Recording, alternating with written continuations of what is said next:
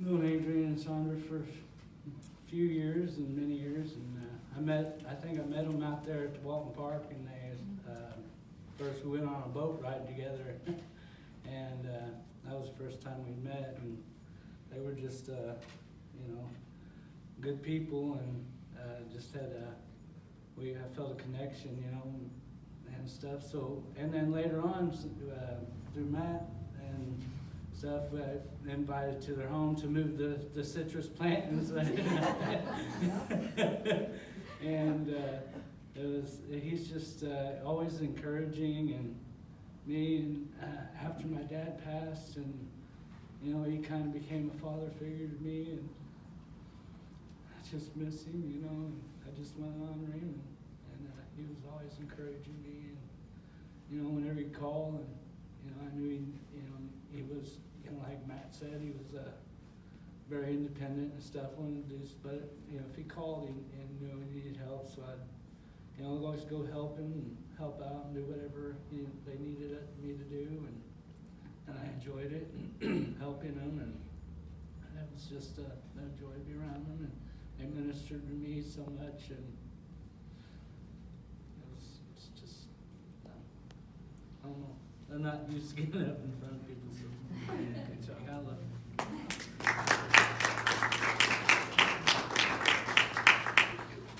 I'll give anybody else the opportunity to share, and then we'll hear from Sandra. But I just wanted to read some of the family details here.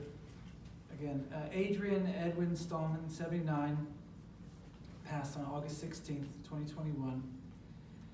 He was born February 4th, 1942 in Ferdinand, Indiana, son of Edwin and Hermina, did I say that right?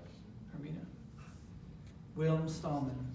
After graduating from St. Ferdinand High School, Adrian worked as a printer at Abbey Press in St. Meinrad, Indiana for several years. He married former Sandra Lynn Hutchinson on March 3rd, 1978 in Huntingburg, Indiana. He was member and co-pastor with his wife Sandra at Sounds of Heaven Ministries. He enjoyed music, singing, writing poetry, beautiful poetry, gardening, shopping, cooking, visiting with people, working around the house. Survived by Patrick and Susan in Zionsville, Jack and Ruth Stallman in Washington, Indiana, Ree and Dwayne and Angie and Mark. With two grandchildren, Angela and Michelle Stallman, and preceded in death by his parents and one sister, Irma Jean. So, again, I'm thankful for this opportunity where we could come together to honor him and grieve. Does anybody else have anything you'd like to share before I have Sandra come up? Come on up, Joey.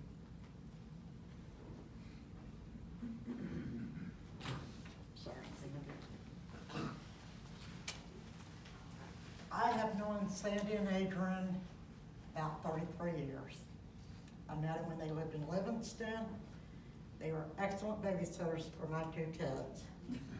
I remember when they even had their church, and Sandy and Adrian knew some of my past, and they asked me to speak at their church, and I just felt the love from these two. They're like spiritual parents to me because my parents weren't. And my kids loved them dearly. But one thing Sandy and Adrian couldn't get over is my daughter was 3 years old. And either one of them would say, Debbie, what would you like? An apple. What does Debbie do? She eats the peeling off of it, but wouldn't eat the apple. And that just, Sandy and Adrian just kept saying, Debbie, that's just not normal. But that's one of the best memories I ever had. And to me, they were like my spiritual parents, and I know my kids love them too. And I always love them. Love you, Sandy.